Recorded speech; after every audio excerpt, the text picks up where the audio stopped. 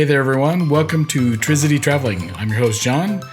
Today I'm taking my second flight on United's Polaris. This Polaris is the, I don't know what you want to call it, the other Polaris, the old Polaris. And after taking the flight, I would say the bad Polaris, which I think you'll see as I go through the review today. But before we get into the trip report, please take a second to click the subscribe button and hit that reminder bell, and you'll automatically be notified of new content as I release it. If you like today's video, please give it a thumbs up as well. It really helps. Today I'm flying a United Boeing 777-200 from Houston to Denver. I called this the bad Polaris.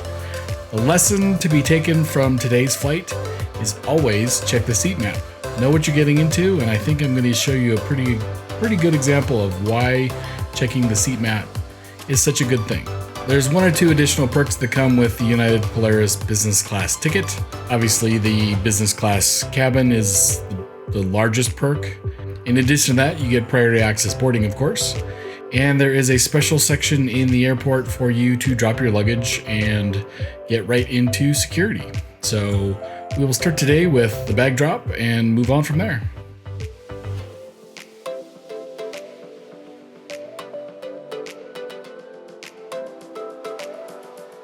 Booking a seat in the Polaris business class allows you to check in using the dedicated Premier Access area. One additional perk, at Houston at least, is the TSA pre-check and clear areas are right next door to the Premier Access area, so it's a quick trip through security. Today I'm on flight 276 to Denver. This will be flown using a Boeing 777-200 aircraft. Pretty excited about flying a domestic wide-body. Houston George Bush is the second largest United hub after Chicago O'Hare, according to Wikipedia. In addition to Concourse E, there are 4 other terminals, A through D. And based on what I'm seeing here, I'd estimate that about 70% of Concourse E is open.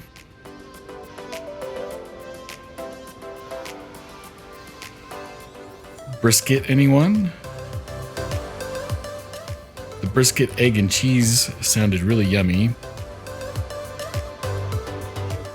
All the copper decor is pretty sweet.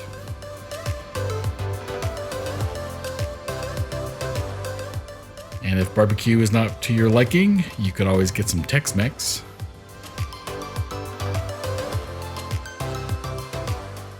Hey there. Been warned by Robin from Viewlogs that it's not the most spectacular. That really stems from the fact that it's 8 across. Now the 777 is a big airplane, but 8 first class lay flat seats in a 777 seems a little tight. So let's look at some seat maps of the 777. I would consider this to be the good Polaris. This is much the same as last week's Dreamliner flight. Those seats were really special and provided an exclusive feel. This week I'm in what I would call the old Polaris. I wouldn't call it a bad business class. It has 180-degree flatbed seats, 6 feet 4 inches of room, seatback screen, but it has these odd-facing rear seats. I don't know about you, but I'm not a big fan of sitting backwards. I did it once on a business class jet. I didn't really like it. All right, let's get on with it. Ladies and gentlemen, please remember social distancing. Please remember social distancing. Please try and keep a distance between each other. We'll let you know. We'll all take our time. Thank you, Ms. Cooper. Have a wonderful day. Good morning, sir. Morning. How are you? Thank you, Mr. Thank you.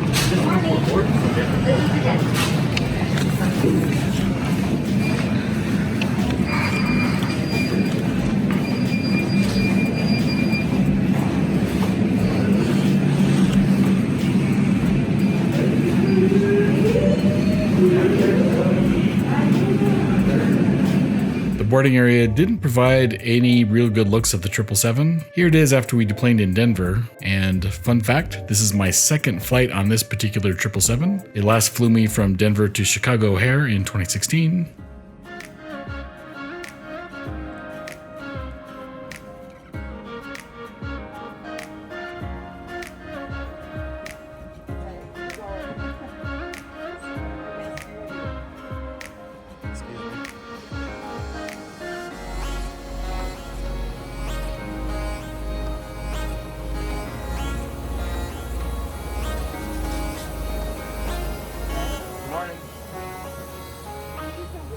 Sanitizing wipes were handed out on entry to the aircraft.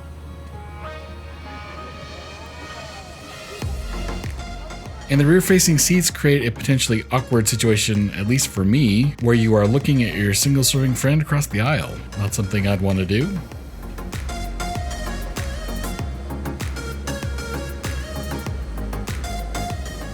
And as I get to my seat, my first impression is that this seat/bed seat indeed lacks the exclusive feel of last week's Streamliner Polaris. Very little privacy between you and your single-serving friend. Probably not an issue if you're sitting next to your significant other or someone you know well, but it raises the potential for some awkward situations on a long-haul flight with someone you don't know.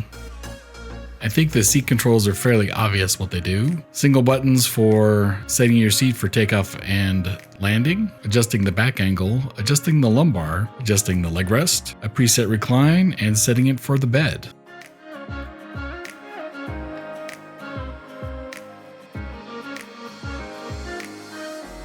Clean, stealthy tray table in the center console.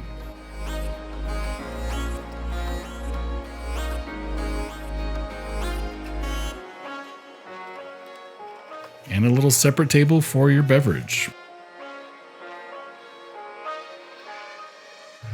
Very, very roomy. I'm just under 5'10" and I can barely touch the console in front. At the end of the day, any business class or first class seat's not going to be a bad thing. The only downside, as I said, is this is not really very private.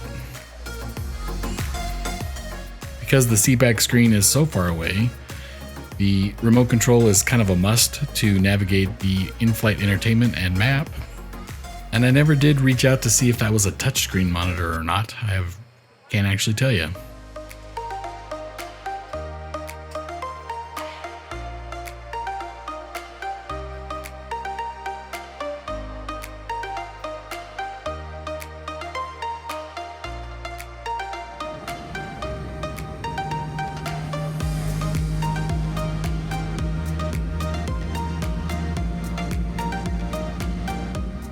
Regardless, it's time to depart off of runway 9 today.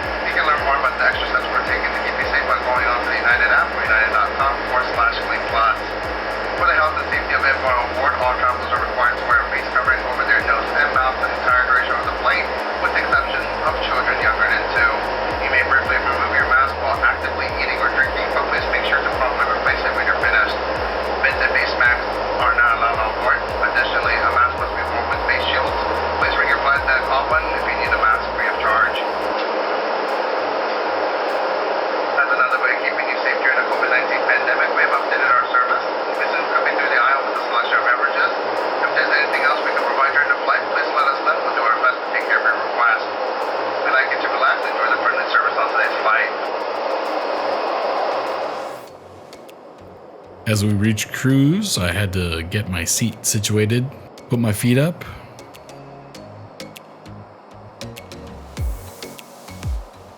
Was served a snack box and a Coke right after takeoff. The classic snack box includes chips, cheese spread, almonds, crackers, beef stick, and M&Ms. Mostly gluten-free, with the exception of the crackers, which are easy to avoid.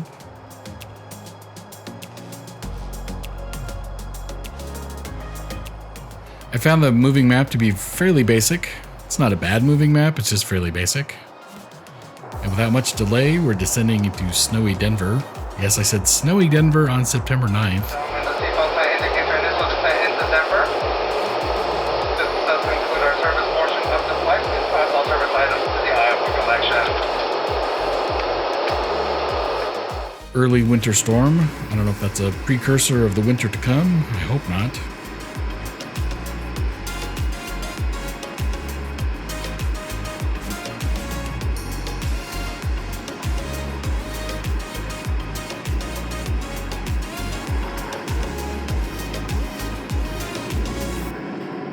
And as we're landing, I'm going to give the business class seat itself thumbs up. I don't know how desirable it would be on a long haul flight.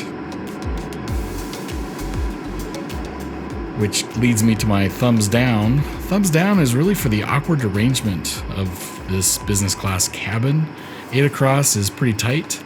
Sitting in one of the flatbeds in the center 4 seating section would not be desirable at all. I am in the last row of the business class cabin, and it's very close to the galley as well as the center lavatories. The proximity of both the galley and the lavatories would make this seat a little problematic for me, at least, on a long haul flight. Kind of noisy, and I think on a long haul flight you would not want to be that close to the bathroom. Just a personal preference. So, in essence, other than the fact that this has a fantastic business class seat, the rest of the cabin is, as Robin warned me, not very good. Keep that in mind, and remember, always check the seat map before you pick your seat. In order to promote social distancing, once we arrive at the gate and the seatbelt sign has been turned off, we will deplane the aircraft about 5 rows at a time, beginning with the first class cabin. Please remain comfortably seated until your row has been called during the deplaning process.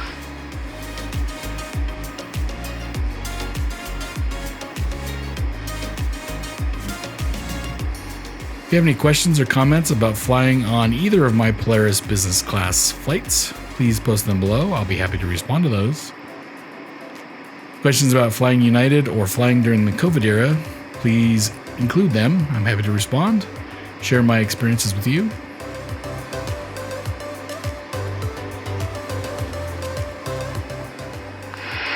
Ladies and gentlemen, your first officer, obviously we're on the ramp here in Denver, as you can see. Unfortunately, our gate is not open at the moment. They're telling us about 5 minutes. So if you would, please stay seated with your seatbelts fastened, and we'll let you know if there's any changes. And as always, I'm going to wish you and yours safe and happy travels. Thanks for watching.